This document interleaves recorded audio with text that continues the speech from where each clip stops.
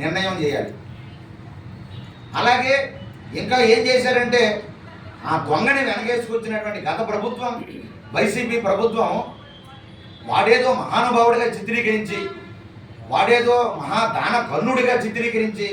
14,40,00,000 రూపాయలు, నెలకి 20,000 రూపాయల జీతగాడు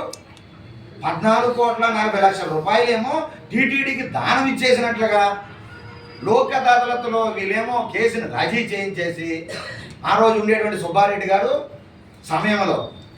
రాజీ చేయించేసేమో టీటీడీకి ఈ ఆస్తులు బదలాయించినట్లుగా దానం ఇచ్చేసేట్టుగా ఒక గేమ్ ఆడారన్నమాట. ఆయన అరకామణిలో ఇన్ఛార్జిగా ఉంటూ చాలా డాలర్లు కానివ్వండి, కోట్ల రూపాయలు భక్తులు వేసినటువంటి ముడుపులన్నీ కూడా స్వామివారికి చెందాల్సినటువంటి కానుకలు, ముడుపులు మహానుభావులు భోంచేసినటువంటి పరిస్థితి అవన్నీ కూడా